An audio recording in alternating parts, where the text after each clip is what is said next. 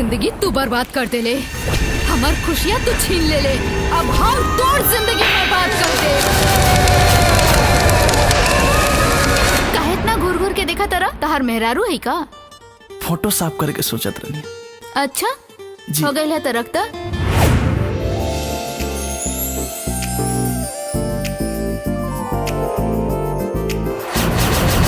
देखो ना इसे तुम नजर गड़ा के, लगता है खा जाओगे मुझको पाके, देखने में लगता है कि तोहरा मनवा भटका है।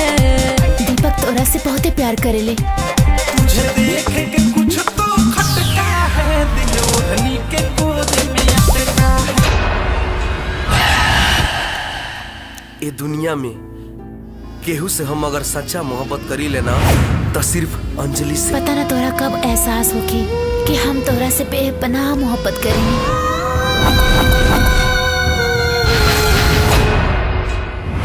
अरे कौन है रे? तू क्या हुआ? हमें घर के मालिक।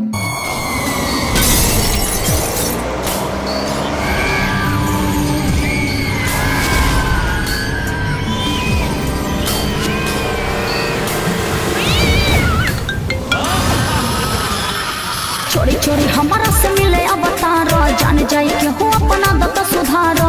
आइलो छोड़ो राजा रोज रात के, मन नहीं के भरत ये करे जा, राखो नसीना में से साट।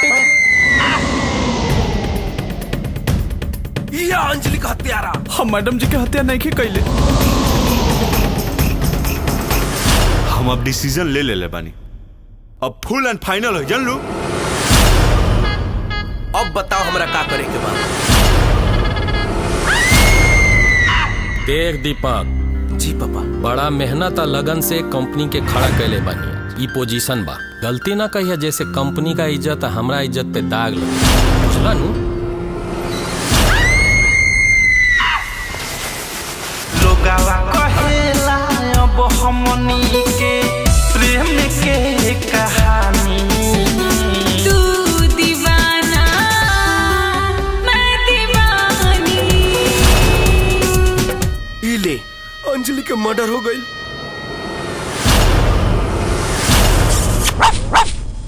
बुझाता कि तोहनी सपनों ना देख देबा हमें। कारियलिया ते हमरा प्यार के हमरे से जुदा कर देले। चल गइलू छोड़े के हमके, हमर जिंदगी वीरान हो गइल बा। का करी हम तोह से शिकायत, का करी हम तोह से शिकायत, जब जाने जुदा हो गइल बा।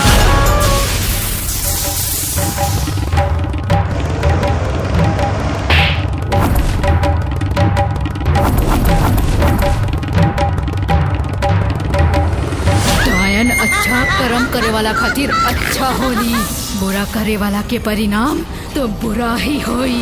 समझ नहीं रहुआ लोग?